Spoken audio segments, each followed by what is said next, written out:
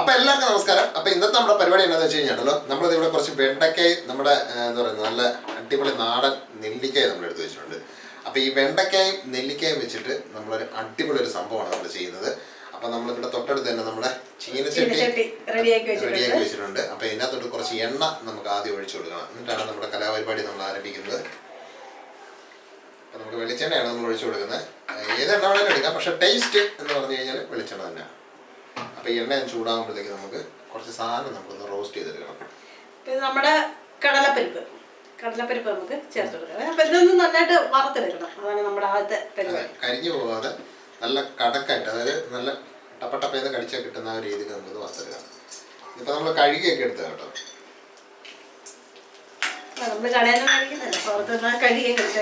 എണ്ണ ഒരുപാട് വേണ്ട കേട്ടോ, ഒരു നുള്ളു മതി. കാര്യം ആ ഒരു ടേസ്റ്റിന് വേണ്ടി മാത്രം. ഇപ്പൊ എണ്ണ ഇല്ലാതെ വേണമെങ്കിലും നമുക്കിത് വറുത്ത് റെഡിയാക്കി എടുക്കാം. അപ്പൊ ഇത് ഹെൽത്തി എന്ന് വേണമെങ്കിലും നമുക്ക് പറയാം. ഇതുണ്ടല്ലോ, നമ്മള് എണ്ണ അടിക്കാനുള്ള മേജർ കാരണം എന്ന് വെച്ചാല് പെട്ടെന്ന് ഇത് വറുത്ത് കിട്ടും. അതുകൊണ്ടാണ് നമ്മളിത് എണ്ണ ഒഴിച്ചത്. അപ്പൊ നമുക്ക് കുറച്ച് നേരം ഉണ്ടെങ്കിൽ എണ്ണ ഇല്ലാതെ ഡ്രൈ ആയിട്ട് റോസ്റ്റ് ചെയ്തെടുക്കാം കേട്ടോ. ഇതിന്റെ ഒരു എളുപ്പ പരിപാടി എന്താണെന്ന് വെച്ച് കഴിഞ്ഞാൽ നമ്മളിപ്പം നമ്മൾ എന്തൊക്കെയാണ് ഇതിൻ്റെ വറക്കുന്ന ഇങ്ങനത്തെ സാധനങ്ങളൊക്കെ നമ്മൾ നേരത്തെ തന്നെ എണ്ണ ഇല്ലാതെ വറുത്ത് നമ്മൾ ടിന്നിൽ അടച്ചു വെക്കുകയാണെങ്കിലുണ്ടല്ലോ ആവശ്യമുള്ളപ്പോൾ ഇതുപോലത്തെ റെസിപ്പികളൊക്കെ ചെയ്യാനായിട്ട് വളരെ എളുപ്പമായിരിക്കും സംഭവം.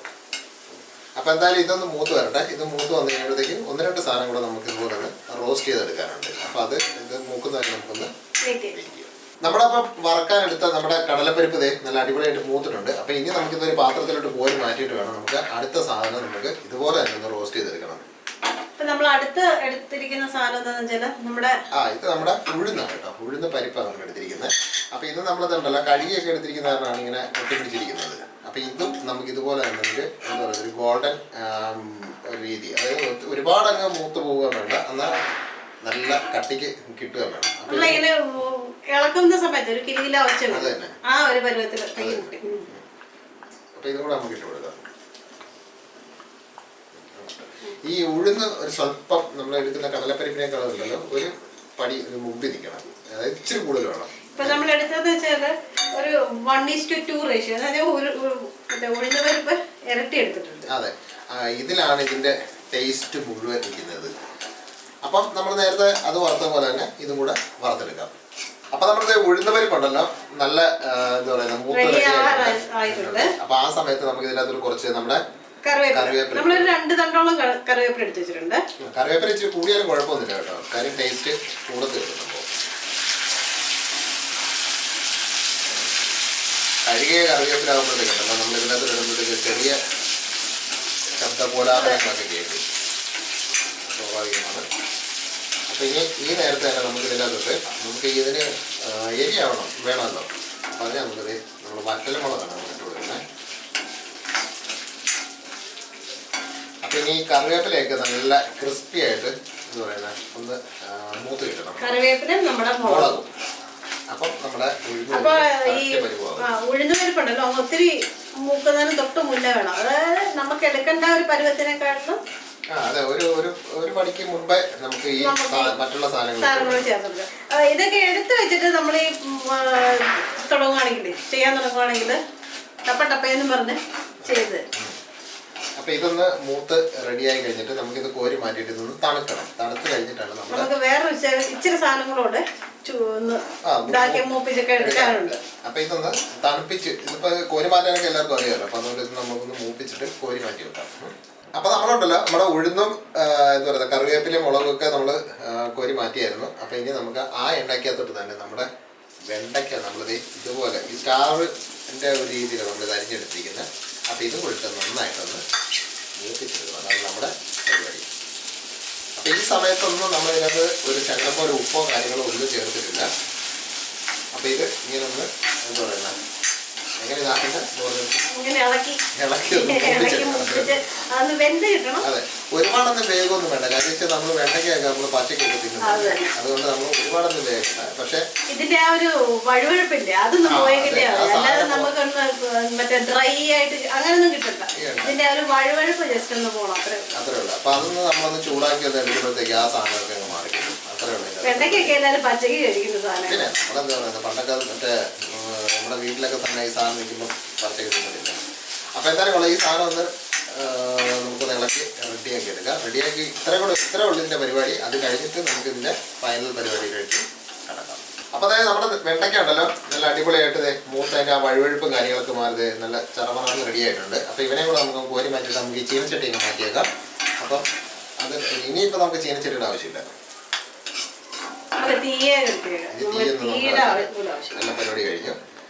അപ്പം നമ്മളുണ്ടല്ലോ നമ്മുടെ വെണ്ടയ്ക്കായും നന്നായിട്ട് വറുത്ത് കോരി റെഡിയാക്കി തണുത്ത് അത്ര മതി. കാര്യം ചെയ്യുന്നത് ഒരുപാട് മൂത്തൊന്നും പോകണ്ട, വേഗവും വേണമെന്ന് വലിയ നിർബന്ധമൊന്നുമില്ല. അപ്പോൾ അതെല്ലാം എടുത്തിട്ടുണ്ട്, വഴുവഴുപ്പൊക്കെ മാറിയിട്ടുണ്ട്. പിന്നെ ബാക്കി നമ്മുടെ വറുത്ത സാധനങ്ങളൊക്കെ തണുത്ത് റെഡി ആയിട്ടുണ്ട്. അപ്പോൾ നമ്മളിവിടെ ഒരു നെല്ലിക്ക ഒരു 3 എണ്ണം നമ്മൾ എടുത്തിട്ടുണ്ട്. പിന്നെ അതിൻ്റെ കൂടെ നമ്മൾ ഒരു 1/2 കപ്പ് തേങ്ങ, നല്ല വിളഞ്ഞ തേങ്ങ നമ്മൾ ചിരണ്ടി എടുത്തിട്ടുണ്ട്. അപ്പോൾ ഇത്ര സാധനമാണ് ഇതിൻ്റെ അകത്ത് വേണ്ടത്. അപ്പോൾ ഈ സാധനം നമ്മൾ മൂപ്പിക്കുക പിടിക്കുകയൊന്നും വേണ്ട. അപ്പോൾ ഇതെല്ലാം കൂടെ നമ്മൾ ചെയ്യേണ്ടത് എന്താണെന്ന് വെച്ച് കഴിഞ്ഞാൽ ഈ നെല്ലിക്ക ചെറുതായിട്ടൊന്ന് കൊത്തി എടുക്കുക അല്ലേ, അരിഞ്ഞെടുത്തിട്ട് ഇതെല്ലാം കൂടെ ആവശ്യത്തിന് ഉപ്പും ചേർത്ത് നമ്മുടെ മിക്സിയുടെ ജാറിൽ അല്ലെങ്കിൽ അമ്മിക്കല്ലുണ്ടെങ്കിൽ അമ്മിക്കല്ല് വെച്ചിട്ട് നന്നായിട്ടൊന്ന് അരച്ചെടുക്കുക. ഒരുപാട് വെള്ളം എന്ന് പറയുന്ന ഒരു സാധനം എൻ്റെ അത് ചേർക്കരുത്. എന്താ പറയുക, അത്യാവശ്യം ഉപ്പ് നമ്മുടെ ആവശ്യത്തിന് ചേർക്കുക. ചേർത്തിട്ട് ഉപ്പ് മാത്രം എടുത്തു വെച്ചിട്ടില്ല, ബാക്കി എല്ലാ സാധനവും ഇടുന്നുണ്ട്.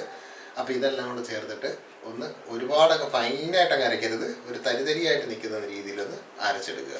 നമ്മളിപ്പോഴേ തേങ്ങയും നെല്ലിക്കയും മൂപ്പിക്കാത്തത് കൊണ്ട് ഇത് കുറെ ദിവസത്തേക്ക് വെച്ചേക്കാൻ പറ്റത്തില്ല. നമ്മളിപ്പം വിചാരിക്കും ഇതൊക്കെ വറുത്തെടുക്കുമ്പോൾ കുറെ ദിവസത്തേക്ക് പറ്റുമെന്ന്. പക്ഷെ ഒരു ദിവസത്തേക്ക് കൂടുതൽ ഇത് ഇരിക്കത്തില്ല. ഇരിക്കണമെന്നുണ്ടെങ്കിൽ നമുക്ക് ഫ്രിഡ്ജ് വെച്ച് കഴിഞ്ഞാൽ 1-2 ദിവസം നമുക്ക് കേടുകൂടാതിരിക്കും.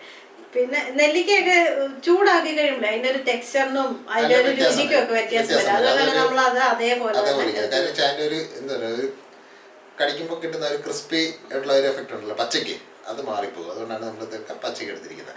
അപ്പോൾ എന്തായാലും ഈ സാധനങ്ങളെല്ലാം ഇട്ടൊന്ന് അരച്ച് നമ്മളിപ്പോൾ റെഡിയാക്കി കൊണ്ടുവരാം. എന്നിട്ട് നമുക്ക് ബാക്കി കാര്യങ്ങൾ കാണാം. അപ്പോൾ അതേ നമ്മുടെ ഫൈനൽ പ്രോഡക്റ്റ് റെഡി ആയിട്ടുണ്ട്. നമ്മളെല്ലാം അരച്ച് സെറ്റപ്പ് ആക്കി ഇവിടെ കൊണ്ടുവച്ചിട്ടുണ്ട്. അപ്പോൾ ഇതാണ് നമ്മുടെ നെല്ലിക്കായും വെണ്ടയ്ക്കായും വെച്ചുള്ള ചമ്മന്തി എന്ന് പറയുന്നത്. ഈ സാധനം നമ്മൾ നല്ല ചൂട് ചോറിൻ്റെ കൂടെ ഇനി വേണമെങ്കിൽ ചപ്പാത്തിയുടെ കൂടെ കൂടെ കഴിക്കാം കേട്ടോ. അടിപൊളി സാധനമാണ്. ഇത് ചെയ്ത് നോക്കിക്കഴിഞ്ഞാൽ നിങ്ങൾ പിന്നെ ഡെയിലി ഉണ്ടാകും, അതിൻ്റെ അത് യാതൊരു സംശയമില്ല. അമ്മാതിരി ടേസ്റ്റ് ആയിരുന്നു. എരിയുണ്ട്, പുളിയുണ്ട്, ഉപ്പുണ്ട്, അടിപൊളി. അതെ, പുളിക്ക് വേണ്ടി എക്സ്ട്രാ സാധനം ചേർത്തിട്ട് നമ്മുടെ നെല്ലിക്കയുടെ ആയിട്ടുള്ള പുളിയാണ്. പക്ഷേ എന്തുണ്ടല്ലോ, ഒരു പ്രാവശ്യം ചെയ്ത് കഴിഞ്ഞാൽ പിന്നെ സ്ഥിരമായിട്ടുണ്ടാകും. ഇച്ചിരി ഒന്ന് മെനക്കെടണം, പക്ഷെ മെനക്കെട്ടാലേ ആ രുചി നമുക്ക് അനുഭവിക്കാം. ഇത് ഈ ഇങ്ങനെ വറുത്ത് വെച്ചിരിക്കുവാണെങ്കിൽ കുറച്ച് അങ്ങനെ ടിന്നിൽ വറുത്ത് റെഡിയാക്കി വെച്ചിരിക്കുവാണെങ്കിൽ എളുപ്പം സംഭവം റെഡിയാക്കി എടുക്കാം. അതിനുവേണ്ടി നമുക്ക് പിന്നെ പ്രത്യേകിച്ച് സമയം കാര്യമില്ല. അപ്പോൾ എന്തായാലും കൊള്ളാം. വെണ്ടയ്ക്കായും നെല്ലിക്കായും ഒക്കെ കിട്ടും. ഇപ്പം എൻ്റെ സീസണാണല്ലോ. അപ്പോൾ ഇത് കിട്ടുമ്പോഴത്തേക്ക് ഇതുപോലെ ചെയ്ത് നോക്കിക്കഴിഞ്ഞാൽ അടിപൊളി സാധനമാണ്. അപ്പോൾ അത് ചെയ്ത് നോക്കിയിട്ട് അതിൻ്റെ അഭിപ്രായവും കാര്യങ്ങളൊക്കെ ഒന്ന് കമൻറ്റ് ചെയ്യുക.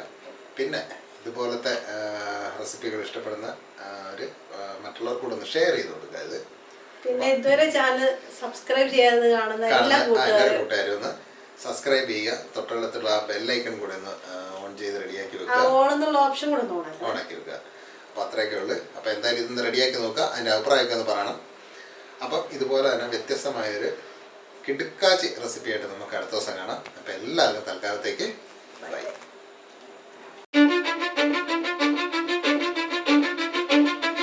Cause I don't give a fuck what you say. Yeah, I'ma do shit my way.